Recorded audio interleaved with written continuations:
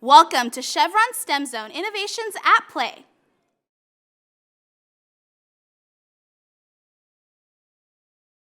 Football and engineering?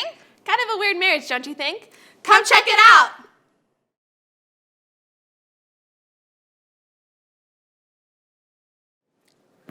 Football and innovation? Kind of a weird couple, but why don't you come check out how they're related?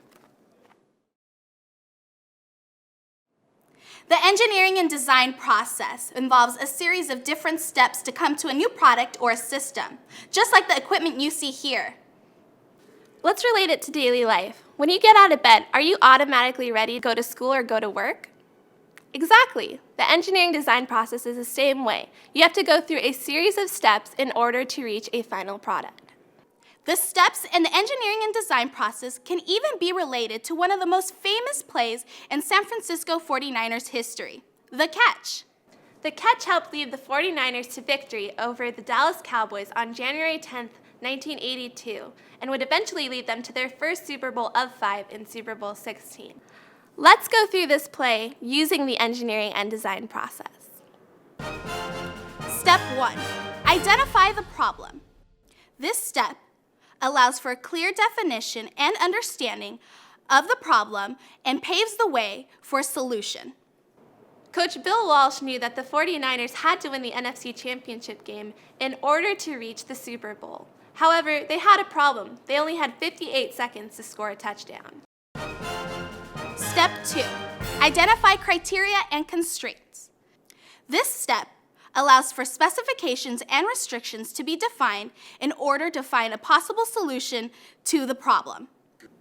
Coach Bill Walsh understood that he had to know what type of defense the Dallas Cowboys had, as well as keep in mind other major constraints, such as time, only having 58 seconds left in the fourth quarter, as well as other things such as downs, as this play was about to take place on third down.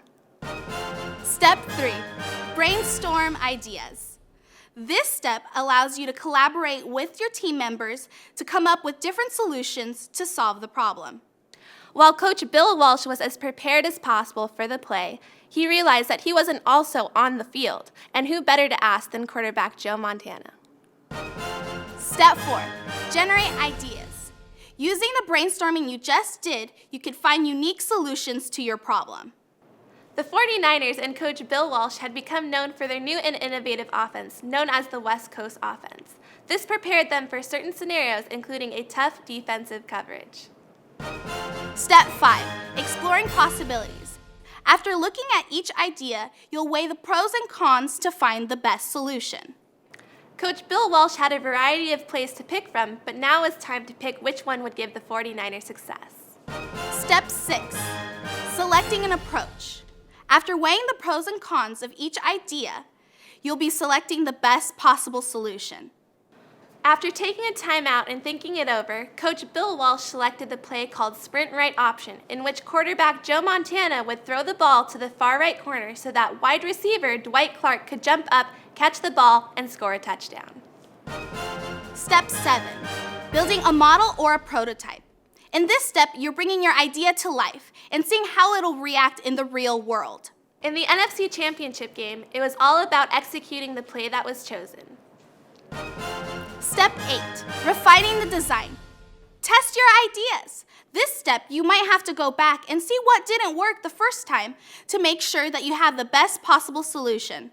In the case of the NFC Championship game, the 49ers didn't need to go back to the drawing board. However, if Dwight Clark was unable to catch the ball and make a touchdown, the 49ers would have had to have a different game plan and go back through their steps.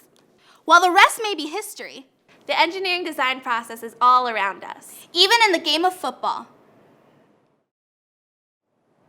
Bienvenidos a Chevron STEM Zone, Innovations at Play.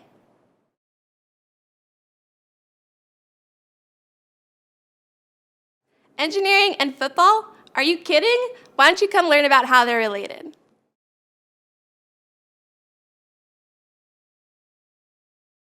Hey!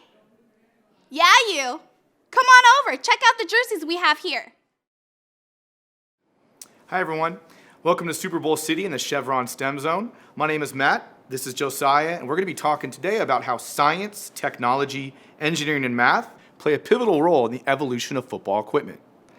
Look at the equipment on your left, now look at the equipment on your right, and you're going to notice some major differences. Well, we're going to tell you how STEM has made some improvements on football equipment over the years. Why don't you stop by, join us, and we'll tell you how. Hey you, come on over here. I've got a question for you. Do you have any idea what this is? Well, I'm going to tell you. Do you guys realize that this is actually one of the first helmets used in the game of football?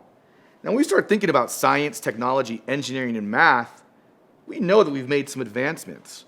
Let's take a look at this real quick, actually. It's made of leather. The face is open, and I'm pretty sure that I'm not supposed to be able to do this to a helmet. Compared to the helmets of our past, today's helmets have made some vast improvements. From the addition of a hard plastic shell, a logo, a face mask, and interior padding, it's allowed players to stay fast, but still stay safe.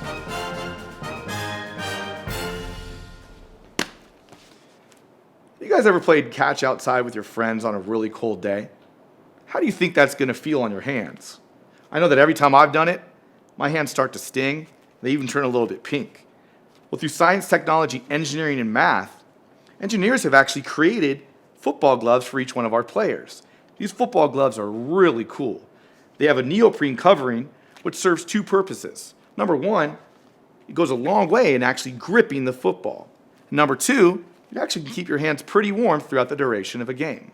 But that's not the only piece of equipment that football players use. Josiah, why don't you tell them about another piece of protective equipment? Well, what I have here is a pair of football shoulder pads. They're meant to protect your chest, back, and shoulders from a hard outer shell to a soft interior padding. It allows players to still stay safe and be fast, just like our helmets.